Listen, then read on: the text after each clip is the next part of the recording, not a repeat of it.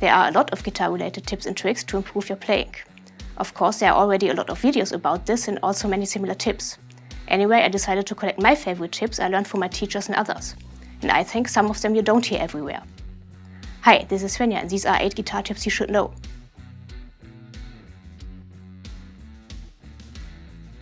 When you want to play a song with confidence, you should really know it. Every detail from the intro to the last note.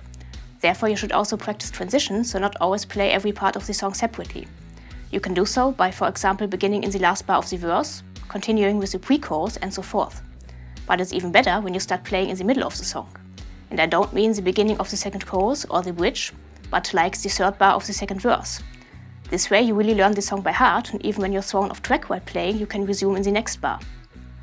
An additional advice my teachers gave me: go back 1 bar at a time from the bar you started to play from and start from there when you play the song another time. Then you really know it.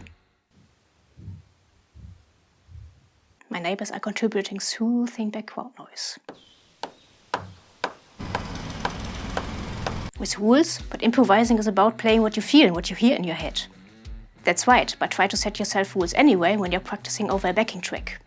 For example, you can focus on a specific interval, so your rule would be, I'm only allowed to play thirds. Or you play just a few notes, so you can set yourself the rule, I only play the notes X and Y, but in different octaves. Or you focus on articulation, like bendings and vibrato, and try to make a solo with just a few notes sound interesting. This way, you're forced to pay attention to phrasing, rhythm, and the chords you're playing over. It's also easier for you to hear how every note sounds over each chord. But most importantly, you can easier listen to yourself when you're not blabbering too much. This way, you can analyze what you're good at and what you have to work on, especially when you record yourself and listen back to it. Be honest, do you always start your warm-up and technique exercise with a downstroke, or do you also begin with an upstroke every now and then? Starting with upstrokes feels weird since you aren't used to it, but it's also a good exercise. You step out of your comfort zone and become more confident with your alternate picking. Many guitarists struggle with one of the movements, and in many cases they've got problems with upstrokes. Just try this little exercise for yourself. When you're stuck in a rut creatively, you can try out different things to get inspired again.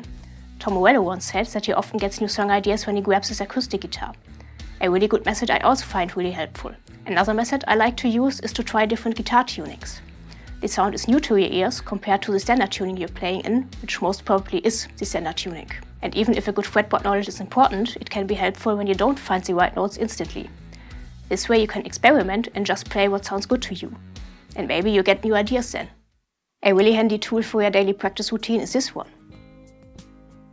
Practicing with a loop station isn't only fun, but also improves your playing. You learn how to layer different guitar parts so that the whole recording sounds good.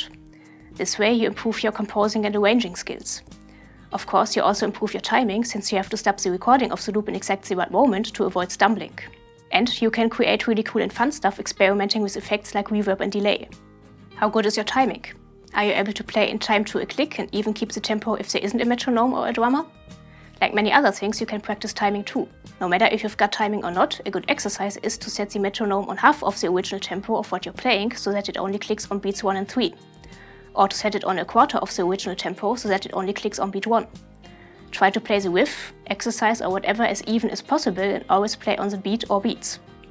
What does this one have to do with playing guitar? Maybe you've got this problem before. You're tuning a string, hear a cracking noise, and suddenly the string sounds much higher than before. In many cases, the reason is that the string gets stuck in the nut. Probably you can fix this problem by loosening the string and rubbing the tip of a pencil in the notch. The graphite makes the string go through the notch more fluently so that you won't have issues while tuning anymore. When you're practicing, you don't need TikTok or Instagram. So put your phone away as far as possible and also mute your notifications so that you don't have the temptation to have a look. Then it will be much easier for you to focus on your exercises and you will make more progress. And it's more relaxed to practice. I hope some of these tips will help you like they helped me. As always, I'd much appreciate your support by giving me a thumbs up, subscribing to my channel and on Patreon. But why are you still here? Grab your guitar and practice.